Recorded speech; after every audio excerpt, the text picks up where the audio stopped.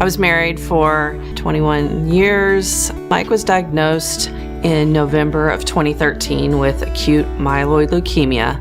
The nature of Mike's leukemia was one that needed specialized treatment, and he was treated in Chicago at the University of Chicago. And we had an assigned nurse practitioner who knew that we needed help locally with pain management and all the medications that he was on that I was now responsible to keep track of. And she put us in touch with palliative care. It was overwhelming, and palliative care gave us that extra confidence that we needed, that we were doing the right thing.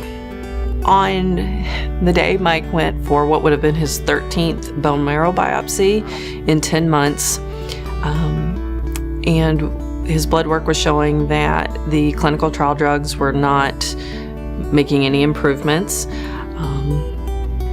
We made the decision with his medical team in Chicago that it was time to stop treatments. Our hospice at home team was at our house the next morning and got the process started and gave us some hope that, hey, this was going to be okay.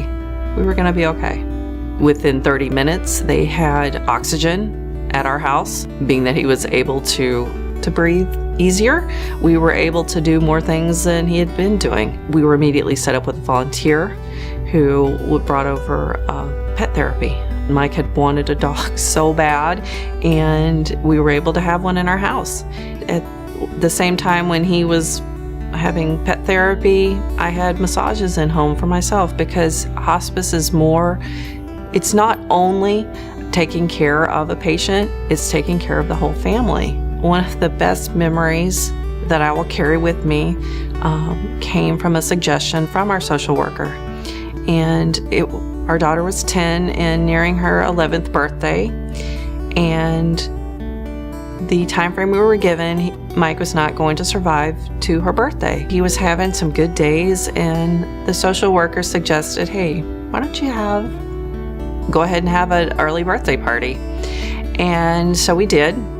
Small dinner, family, gifts, and that was on Saturday. And on Monday, Mike was at the Hanson Center having his last hours. It's something that not only did my daughter get one more birthday with her dad, he got to see her happiness in that one more party. Hospice is so much more than the medical aspect of dying. It's all about living well. It gave my daughter and I memories that we will carry forever. Before we were under hospice care, I sought out anticipatory grief services through Lori's Place.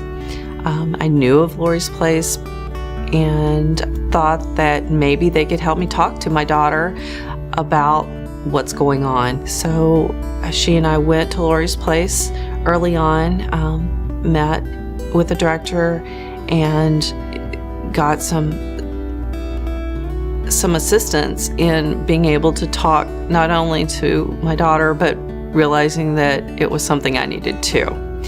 And once Mike died, part of hospice services include bereavement. Often the only person I'd talk to some days was my bereavement care coordinator. They'd call, check on me, send me notes, let me know that I could call back whenever I needed, and if I just wanted to talk.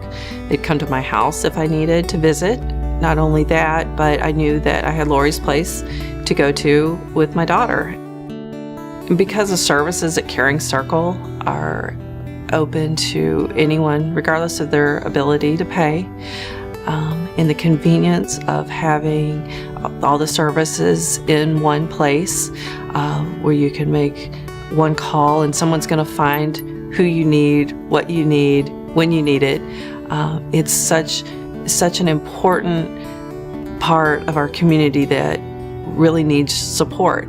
It needs to continue the mission, to reach out to everyone who needs service, to break down barriers for those who don't really understand what Caring Circle can do. and does do, it's important to be well funded from our donors and community. As I continue to heal in my own grief, and I realized, looking back, how important Caring Circle was to me and my family, and realized that this was a service that I wanted everybody to know about. I knew I had to give back because of what I got from Caring Circle. I knew I somehow wanted to volunteer within the hospice community, and I found myself, after participating with Lori's Place, becoming a volunteer facilitator there, and went through training and found it so rewarding. Shortly after, a position came open, and now I'm on staff and able to be part of Caring Circle and work on different projects and see it continue to grow and promote the mission of what hospice and Caring Circle provided this community, which is, it's not about dying, it's about living, and that how precious life is.